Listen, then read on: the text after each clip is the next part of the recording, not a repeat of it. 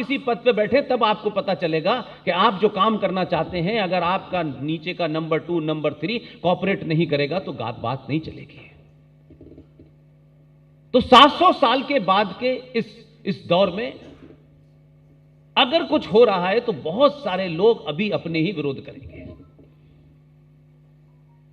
2019 में जो फैसला राम मंदिर 370 पे आना था, वो नंबर 2 लेके आया। उस वक्त तक देश में यह बात सिर्फ 3 ही लोगों को पता थी। पार्टी के लोग भी पुराने हैं, पुरानी आदतें हैं, इसलिए उन्हें भी नहीं बताया।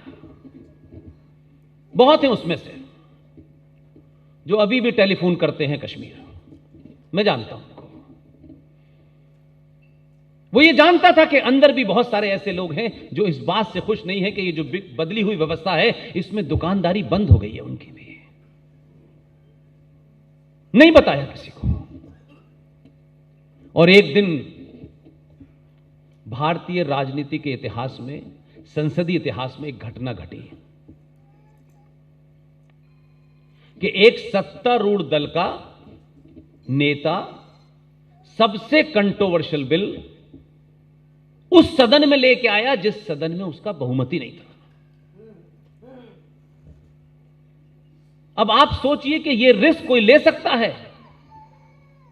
यह रिस्क नहीं था, यह आपका दबाव था। और उसने बातचीत कहते कहते बिल रख भी दिया। बिल रखा, बिल पे चर्चा होती नहीं होती वो तमाम सारी छोड़ दीजिए कहानी, और आखिर में उस राज्यसभा में वो बिल बहुमत से पास हो गया। बहुमत 2 तरीके से हो सकता है। पूरे सदन में या तो आपका बहुमत हो, अगर आपका बहुमत नहीं है तो बहुमत करने के लिए सदन की गिनती घटा दो। यह आपका दबाव था कि ये सुनते सुनते एक पार्टी के मैनिफेस्टो में 370 राम मंदिर, इसी पे कहानी चल रही थी। आप जब बदले तो नंबर 2 ने एक इंतजाम किया। जब बिल पास हो गया, बहुत सारे हमारे हिंदूवादी लोग, क्योंकि बहुत सारे लोगों को लगता है सारा ज्ञान उन्हीं के पास है, कभी किसी पद की मजबूरियां, उसकी ताकत, उसकी कमजोरी नहीं जानते, लेकिन उनको लगता है हम तो कुछ भी कह सकते हैं। बहुत लोगों ने यह कहा कि देखिए साहब, अब ये लेके आ गए हैं, अब ये गिर जाएगा, अब ये यहां रोएंगे और कहेंगे कि साहब राज्यसभा में हमारा बहुमत नहीं है, लिहाजा राज्यसभा में जब बहुमत होगा अब तो पास होगा। लेकिन हमने अपनी नीयत बता दी। कुछ लोगों ने ये चर्चा शुरू की।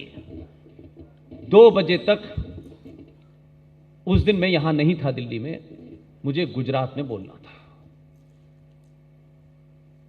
मैंने ये बात पब्लिक कर दी। अब मेरी बात को कोई करोड़ों अरबों लोग तो सुनते नहीं है, जितने लोग सुनते हैं वो रिकॉर्ड पर है। 4 महीने पहले आपके नंबर 2 ने एक मीटिंग बुलाई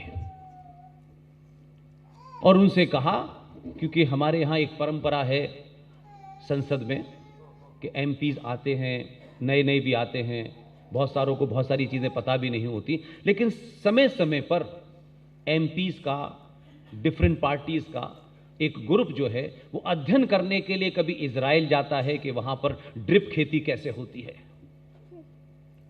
और उसमें रूटीन मैटर है, कोई नई बात नहीं है। और उसी रूटीन मैटर में 4 महीने पहले आपके नंबर 2 ने एक डेलीगेशन बनाया 40 लोगों का और कहा कि आप नीदरलैंड जाइए, वहां पानी की व्यवस्था कैसे होती है इसका अध्ययन करिए।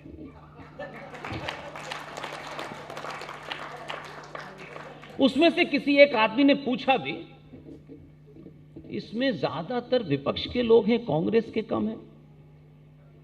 उसने कहा मोदी जी ने कहा है सबका साथ सबका विश्वास। 4 महीने पहले वो डेलीगेशन बना और उस डेलीगेशन से कहा नीदरलैंड में पानी की व्यवस्था देखने चाहिए। अच्छा, नए नए एमपी होते हैं, कुछ तो बेचारे इस बैकग्राउंड से आते हैं, वो जहाज पे नहीं चढ़े होते, कहते यही मौका है। सब तय हो गया, बात खत्म हो गई। जिस दिन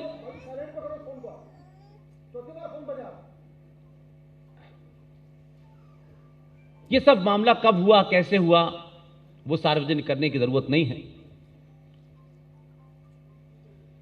और वो जो है पार्लियामेंट में जब बिल पेश हो रहा था तो पीछे मुड़ के देखा उन्होंने कि आलू की फैक्ट्री से सोना बनाने वाली वर्कर कहां है, उनको भी नहीं पता। और उस आदमी ने फूल प्रूफ काम किया। ये जो हिंदुओं की समस्या है कि वो पहले बार में विश्वास कर लेते हैं, अंत तक नहीं किया उसने उन्हें नीदरलैंड भेजा। वो नीदरलैंड में पानी की व्यवस्था देख रहे थे और जिस दिन बिल लाया उस दिन नीदरलैंड से लौटने की फ्लाइट भी नहीं थी। और भारतीय संसदीय इतिहास में जो टोटल गिनती थी, मैंने कहा या तो अपने लोग जिता के बहुमत करो, और अगर विपक्ष में ज्यादा है तो उन्हें कैसे कम किया जा सकता है, उसने बता दिया। कोई काम इलीगल नहीं किया। जब वो बिल पास हो गया तो लोगों को पता चला वर्कर तो पानी की व्यवस्था देखने गए। अब कुछ भी कर लो, हो गया पास। इसी तरीके से राम मंदिर का फैसला आया। सत्ताएं और संविधान, ये पढ़ाने में अच्छा लगता है कि ये संविधान में लिखा हुआ है, हमें ऐसा करना चाहिए। ये वहीं तक होता है। संविधान ओढ़ने बिछाने के लिए नहीं होता। संविधान की जब जरूरत हो तब इस्तेमाल करने की जरूरत होती है, और सारे निर्णय संविधान से नहीं होते हैं। दुश्मन आप पे हमला कर दे और आप संविधान की धारा ढूंढें कि किस धारा के तहत फौज भेजनी है, तो देश बचेगा नहीं।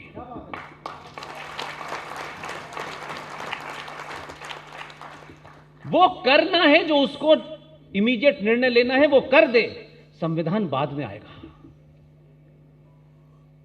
लिहाजा एक दिन दिल्ली में, आप तमाम सारे लोग हैं, ये घटना पता नहीं आपके सामने से गुजरी नहीं गुजरी, यकायक दिल्ली में एक अनाउंसमेंट हुआ कि भारत के प्रधानमंत्री सुप्रीम कोर्ट देखना चाहते हैं कि हमारे जजेस कहां बैठते हैं, उनकी व्यवस्था कैसी है, कहां उनके वकीलों के चाय पीने की व्यवस्था है। जो आदमी खुद कोर्ट के इतने चक्कर काट चुका हो, उसे सुप्रीम कोर्ट की व्यवस्था देखनी थी। और कहा कि देश के प्रधानमंत्री सुप्रीम कोर्ट देख करके 3 घंटे के लिए सैनिटाइज कर दिया गया और एसपीजी ने सुप्रीम कोर्ट को घेर लिया। तब भी बहुत सारे लोगों के ख्वाबों ख्यालों में नहीं था कि सुप्रीम कोर्ट में कौन सी ऐसी चीज है जो उसे देखनी है भाई। लेकिन यह भी तय है कि जहां जाएगा, जिस इंस्टीट्यूशन में जाएगा, उस इंस्टीट्यूशन का मुखिया तो कम से कम उसके साथ होगा ना। वो बताएगा हम ये करते हैं, ये करते हैं। एक साहब थे उस वक्त, वो यहां से वहां, वहां से यहां, वहां से यहां। वो भी बहुत देर तक सोचते रहे चीफ जस्टिस साहब कि आखिर ये देखना क्या चाहते हैं। उन्हें बाद में पता चला कि ये देखने नहीं आया, दिखाने आया है। उसने हल्के से कान में उनके कुछ कहा और बताया कि मेरे पास है फाइल, और कहा कि बहुत बढ़िया व्यवस्था है, इसको और ठीक कराएंगे, और फिर आ गया। और वहां से निकलने के 3 दिन बाद एक घटना घटी। चीफ जस्टिस, जो छोटे से कद के हैं, चिल्ला चिल्ला के बोले, राम मंदिर पे फैसला मुझे 40 दिन में देना है। किसी ने पूछा आपसे कि क्यों देना है? अभी तक तो हो ही नहीं रहा था, अभी तक तो छुट्टियां चल रही थी। ये गजब की सुप्रीम कोर्ट है। राम नवमी की छुट्टी लेता है, 9 दिन कोर्ट बंद रखता है, और 9 दिन के बाद कोर्ट खुलता है और कहता है कि राम काल्पनिक है, आइए बताइए। तो जब उन्होंने 40 दिन कहा तो बहुत देर में, बहुत बाद में समझ में आया कि यकायक कौन सी ऐसी इनको तर्क मिल गया है कि राम यहीं पैदा हुए थे। और 40 दिन के बाद उन्होंने फैसला वो दिया। मैंने पब्लिकली कहा, अगर किसी हिंदू संगठन को दे देते आप,